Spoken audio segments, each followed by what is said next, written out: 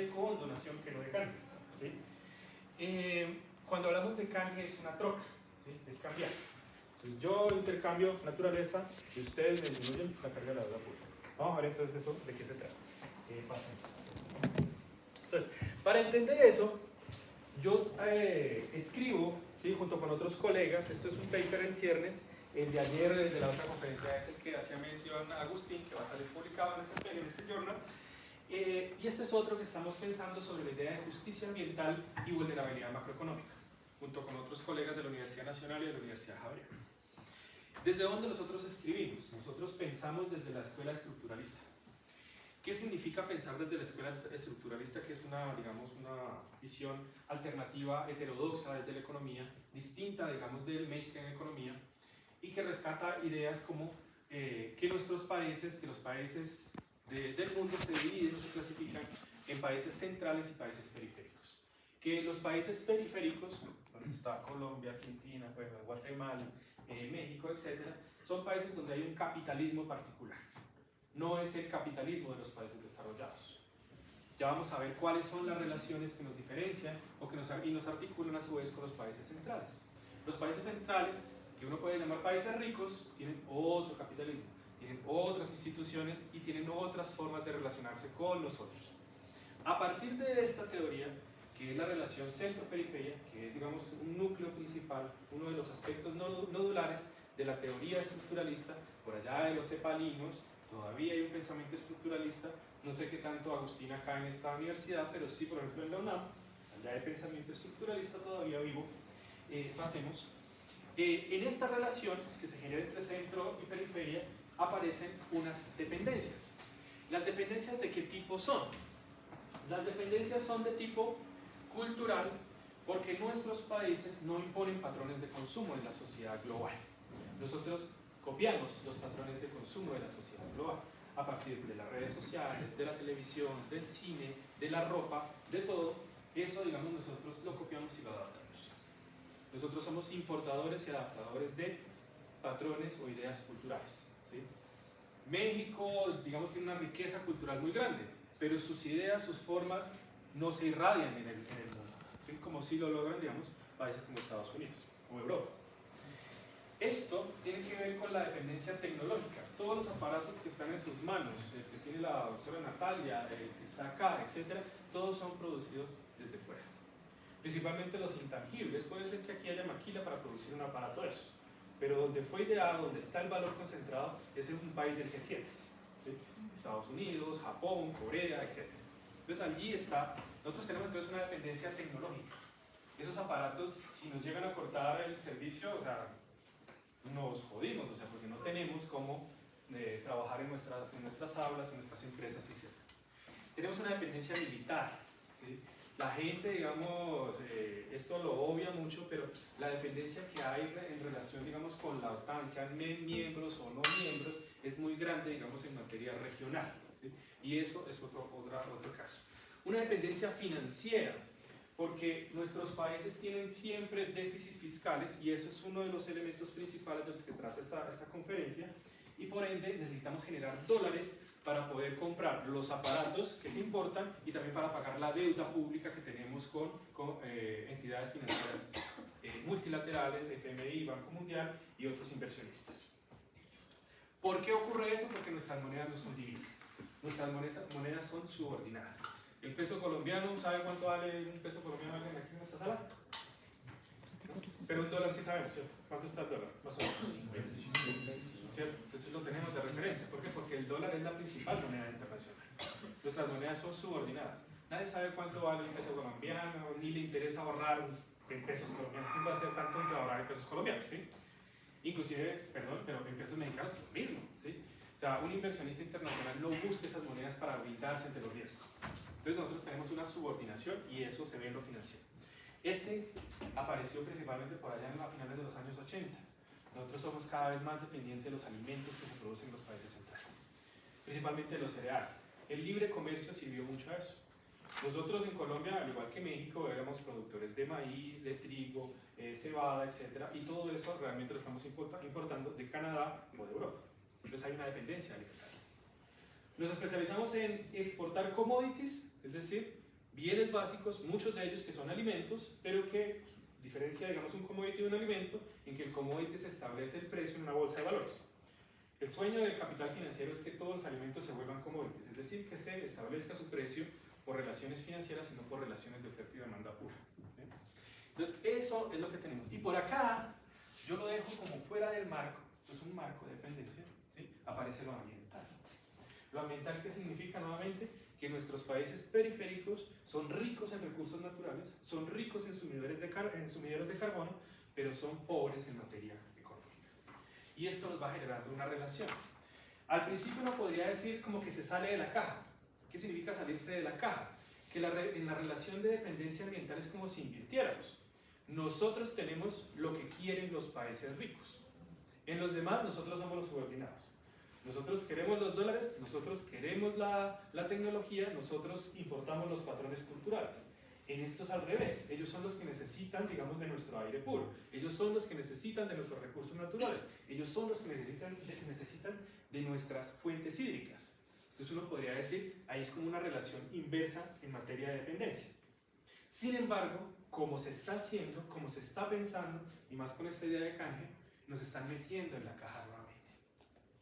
Entonces, en lo que supuestamente tendríamos un factor de diferenciación, salirnos de la idea de dependencia, nos lo están colocando como factor dependiente. Y en eso entra la lógica financiera. Entonces, pasemos. Para eso es importante entonces una reflexión muy básica sobre el tema del contexto ambiental. ¿Cómo estamos o en qué, digamos, escenario surgen estos problemas o estas ideas? Pasemos por favor. Aquí está el mapa de lo que podríamos llamar la relación norte-sur en materia ambiental. Desde 1970, que yo les traigo pues esa foto, cómo era el tema de dónde estaban concentradas las emisiones. ¿Sí? Entonces aquí había más de 16 toneladas de carbono equivalente, donde están en rojo, y entre más, digamos, a la parte azul, en este espectro, es menos emisiones. ¿Sí? Entonces África, casi cero emisiones, América Latina, muy poco emisiones, etc. Y ya el norte global, y lo que podríamos hablar como estos países que también eran colonia británica, que hacen parte, digamos, del mundo desarrollado, en el sur, lo más raro, digamos, lo tenemos en el sur, pero son, digamos, como del G7, concentraban las emisiones. Pasemos. A tiempo más reciente, esto es en el año 2009, entonces el límite superior no es de más 15, 16, estamos hablando de más 20. Aumentó la cantidad, digamos, de emisiones generadas en el planeta Tierra, y pues seguimos igual con una relación en la cual aumentan, digamos, los países subdesarrollados, aumentan, América Latina principalmente, ¿sí? En el espectro, pero no llega a ser de los principales emisores.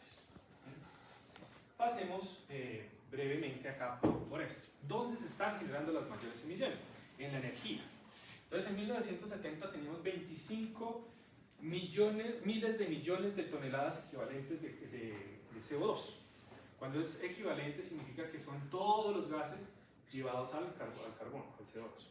Pasamos de eso a 50, es decir, multiplicamos por 2 la cantidad de emisiones en más o menos 52 años. Este es el problema principal que está viviendo la humanidad, y porque hablamos de transición energética, porque hablamos de bioeconomía, porque hablamos de todos estos discursos relacionados con lo ambiental, y que es el problema del contexto general de los problemas que estamos viviendo. Entonces, los países desarrollados siguen generando grandes emisiones concentradas principalmente en el sector de la energía, en el sector industrial y en el sector transporte.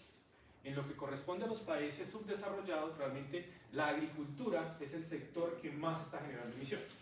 Caso de Brasil, caso de Colombia, Bolivia, toda América Latina y parte de África. Entonces, allí las mayores emisiones no están generadas por el sector energético ni por el sector industrial, sino principalmente por el sector de la agricultura. En este escenario, pasemos, aquí están, digamos, los contaminantes. ¿Cuáles son los países que más contaminan? Este país es 2.4%, que es Brasil, 2.4% del total de las emisiones, de eso que vimos a 2022, creo que es hasta 2022, sí, es principalmente por la actividad del agronegocio, o sea, por la agricultura en gran escala, es ocasionado por esto. Pero todos estos, el resto de países que están allí, a excepción del primero, que es el resto, donde clasificamos México, Colombia, etcétera, que nosotros tenemos apenas el 38.4% de las emisiones globales, y el resto, ¿cuánto es la diferencia? 62% El resto de emisiones están concentradas en 1, 2, 3, 4, 5, 6 países. 6 países tienen, digamos, la concentración. Quitemos a Brasil, todos los demás son G7, es decir, países desarrollados o G10, que ahí meten a China, ¿cierto? China tiene el 29.2% del total de las emisiones, ya dobló a Estados Unidos, ¿sí? Que tiene el 11%, y la eurozona tiene el 6.7%. Ese es el contexto. Entonces, ellos emiten, nosotros captamos. Esa es la idea. Entonces, pasemos a la siguiente. Nosotros captamos, pero nosotros estamos endeudados. ¿Sí? La deuda pública mexicana es enorme y la tenemos desde por allá de los años 70. Este país fue el que generó el default en los años 80 y de aquí surgió, digamos, la necesidad de tener un consenso como el consenso de Washington. Que ustedes recordarán, ese es como, digamos, el legado de lo que llamamos el neoliberalismo en América Latina. ¿Qué era el consenso de Washington? Privatice.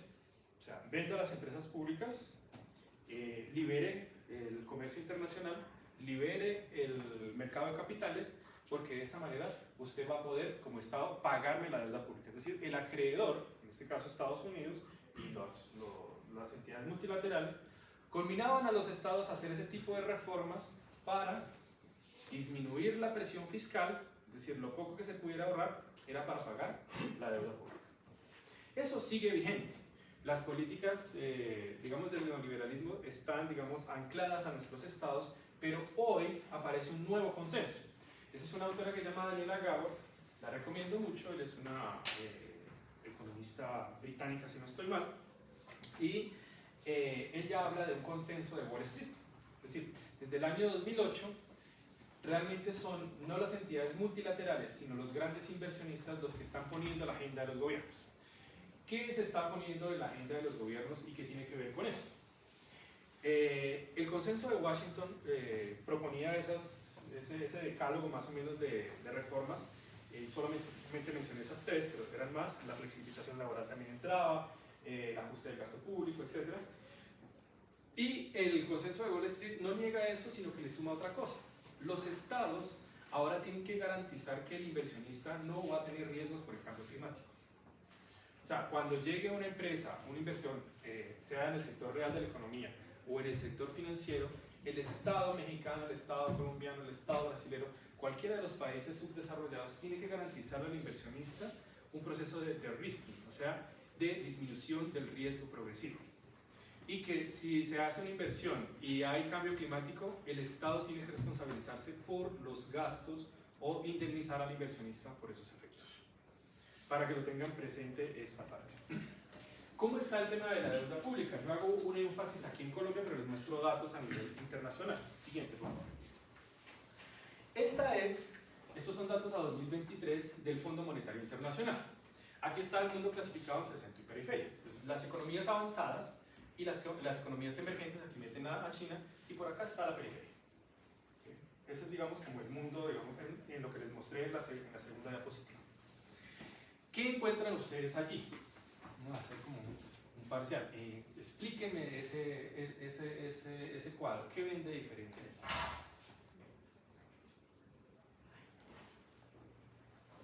¿Quién se atreve? ¿Qué patrón ven ustedes en los datos? ¿No se ve? Una tendencia creciente.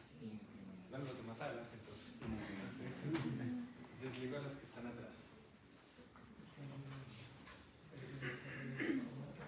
Las economías avanzadas, en la muestra, ¿crece o no crece su endeudamiento? En el mismo ritmo que las ¿Cuánto? Pasó del 110% del PIB, ese es el dato, del 110% del PIB a 277.9% del PIB, es decir, casi que lo multiplicó por 3. ¿Sí?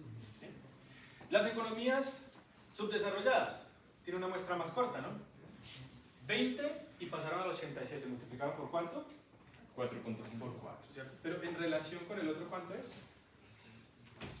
Menos de la tercera parte. ¿Sí? O sea, las economías centrales están súper endeudadas y lo hacen a un nivel mucho más grande que las economías periféricas. Pero aún así, nosotros somos los países que tenemos que hacer los ajustes. Ellos no hacen flexibilización laboral. Bueno, algunos sí, Pero liberación comercial, no, realmente están protegiendo sus economías. Cada uno está pensando realmente en cómo colocar aranceles. Veamos lo que está pasando con Estados Unidos y con Europa, en materia, digamos, de la agricultura y del sector industrial. ¿Qué otra cosa? Liberación del mercado de capitales. No, hay control de capitales en nuestros países. No permiten la fuga de sus monedas. Entonces, a nosotros nos aplican los consensos, el consenso de Washington y el consenso de Wall Street, pero ellos son súper más endeudados que nosotros. Primera cosa. Segunda cosa, pasemos con, esto es en general la deuda. Veamos la deuda pública del gobierno nacional central. 64% del PIB en 1950 y el doble en 2022 en las economías avanzadas. En las economías nuestras pasamos en una muestra más corta del 15.6% en 1970 a 2022 con 48.4%. Colombia no está fuera de ese cálculo. En Colombia el caso es 54%.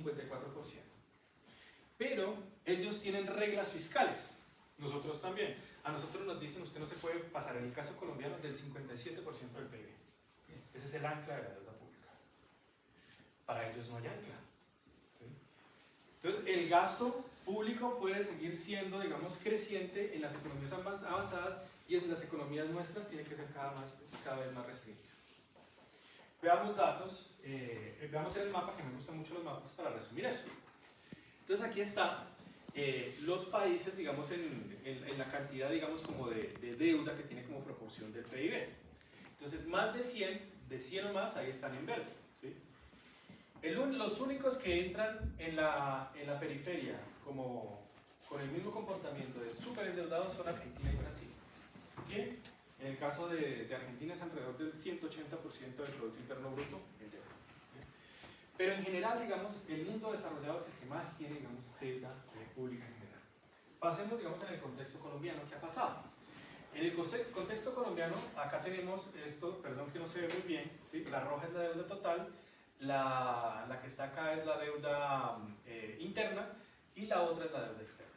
Nosotros teníamos como un 50 y 50 entre deuda interna y externa. Después de la pandemia esto se abrió un poco más, entonces nos endeudamos más en materia interna.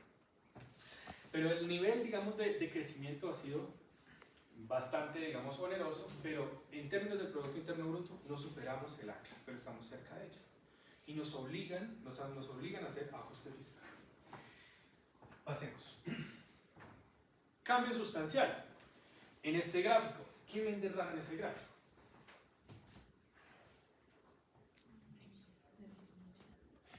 Lo más clarito, ¿cierto? Creció muchísimo. Los inversiones, eso significa los otros. En los que están allí es Banco Mundial, Corporación Andina de Fomento, bonos de deuda pública interna, y, es decir, banca multilateral y deuda interna típica. Después de la pandemia aparecen los inversionistas privados. Es decir, cada vez el Estado colombiano, los estados en general, se están endeudando con particulares y no con el Fondo Monetario Internacional, no con el Banco Mundial. ¿Qué implicaciones tiene eso? Que es Wall Street, nuevamente, el que está determinando cómo se deben hacer las políticas en los países. Pasemos a lo siguiente. Efectos. El efecto más notorio y en el que más, digamos, tenemos preocupación, y por eso aparece la propuesta del gobierno de Petro, es esta. Para el año 2025, o sea, para el próximo año, el presupuesto público de Colombia es 523 billones de pesos. Eso está en billones de pesos, ¿sí? O eso está en miles de millones de pesos en este año.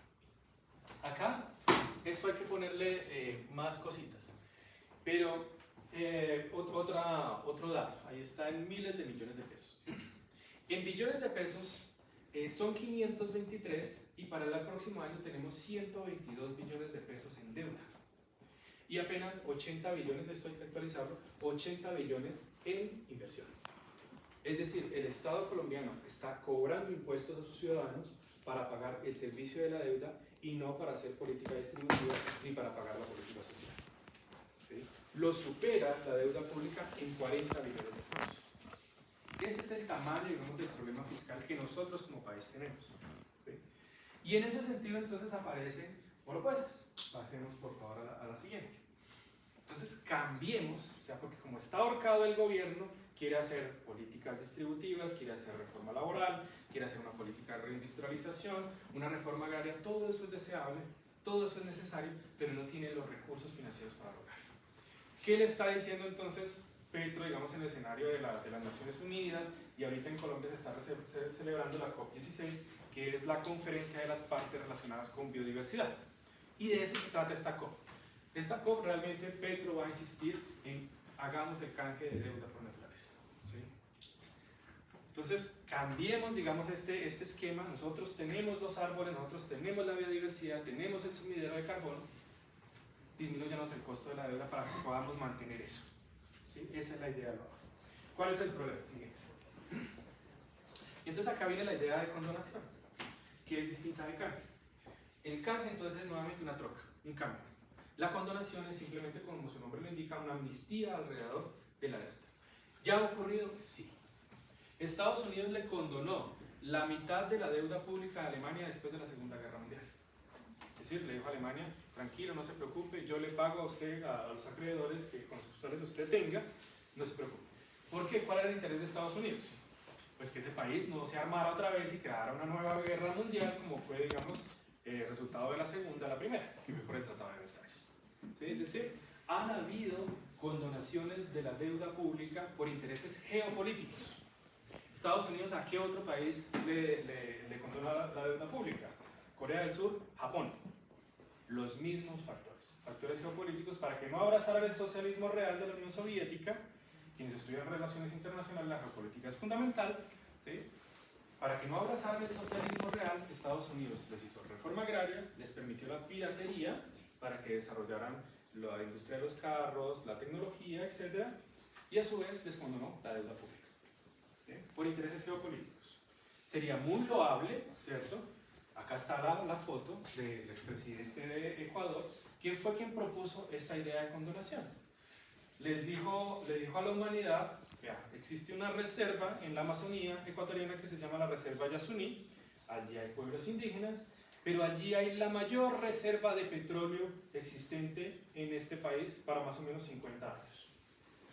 Ustedes como humanidad, ¿qué prefieren? ¿Me pagan por conservar esa reserva y yo no hago la explotación del petróleo?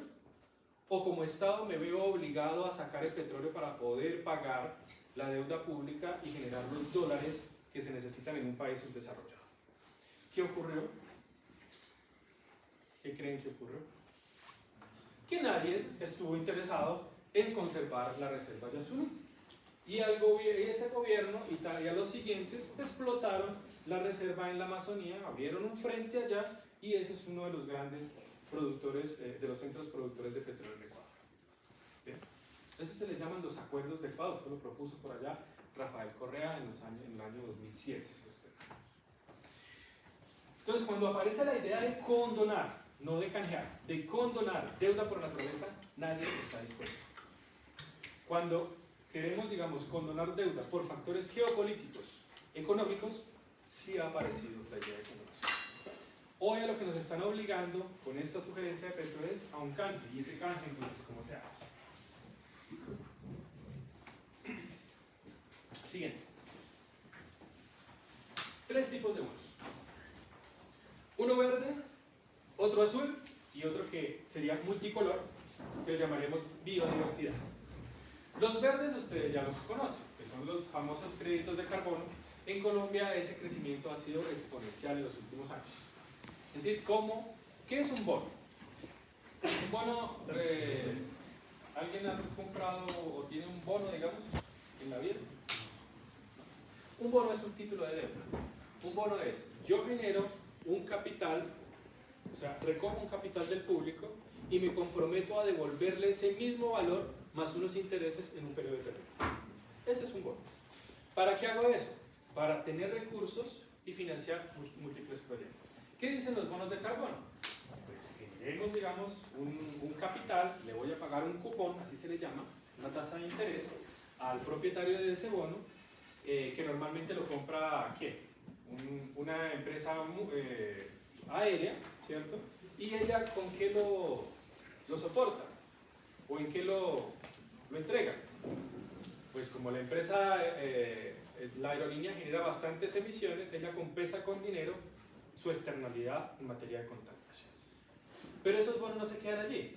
Ese bono lo compra American Airlines, pero ella lo puede vender a otra empresa aérea, pero no al mismo valor. Si el bono fue emitido en 50 millones de dólares, pues American Airlines lo puede vender, no sé, para Iberia en 70, 80 en el mercado secundario.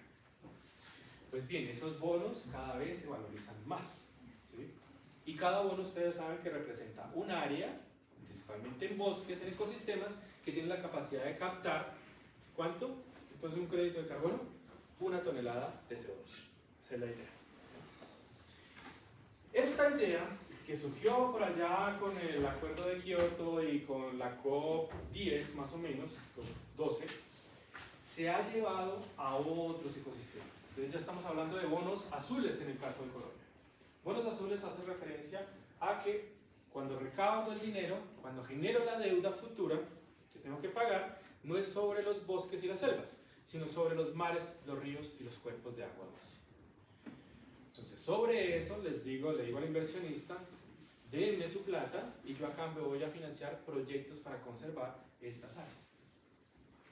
Pero el dinero no es con donación, yo lo tengo que devolver en el futuro.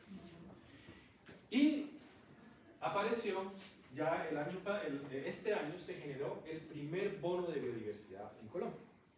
Entonces ya no solamente son las selvas, o sea, la capacidad de captar CO2 de los árboles, no es el tema de los océanos y los cuerpos de agua, sino además todos los bichos y las especies vegetales que existen en nuestras selvas las estamos cosificando para que se transformen en instrumentos financieros.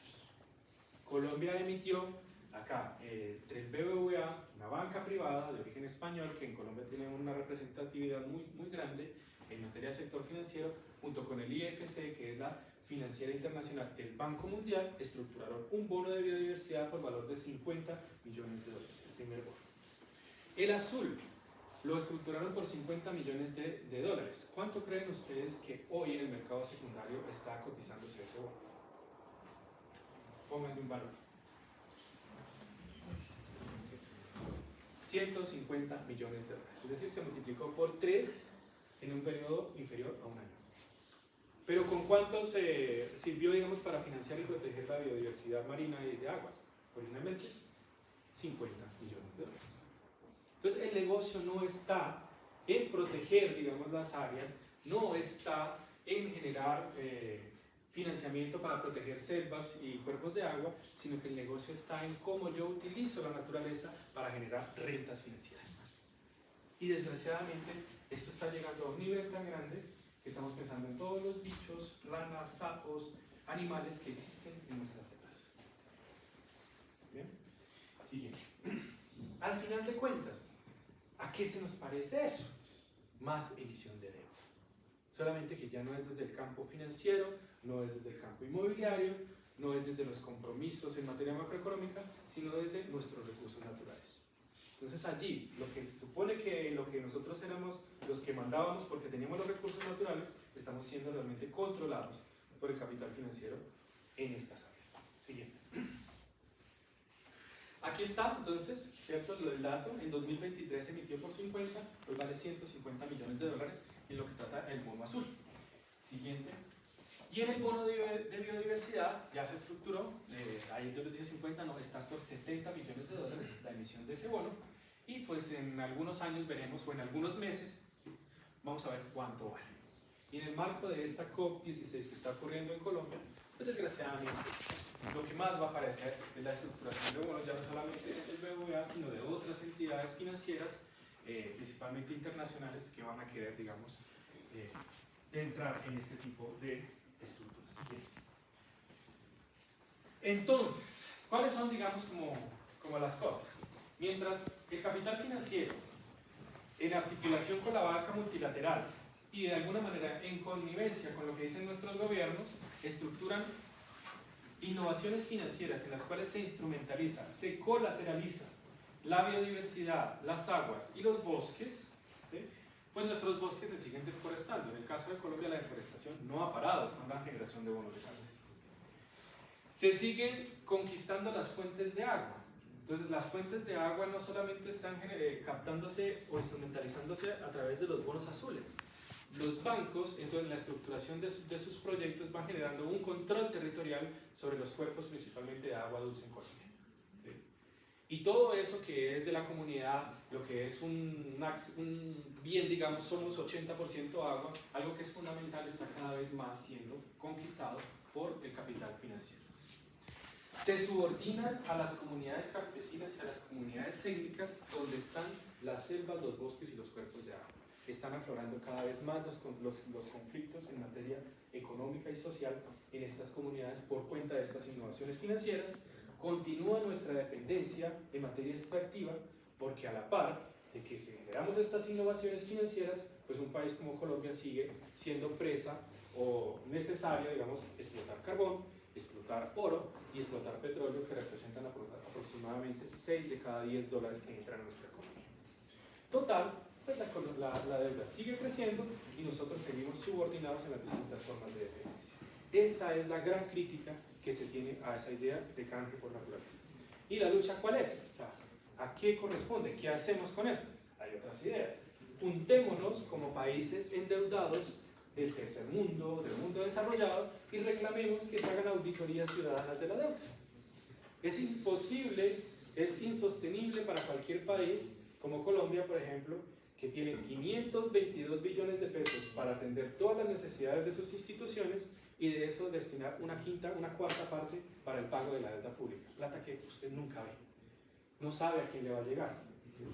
Y mientras tanto, seguimos padeciendo los males de la crisis climática y nuestro historial de desigualdad tan amplio que necesitamos políticas sociales para mitigarlos. Entonces, esas son las reflexiones que les traía. Muchas gracias por la atención.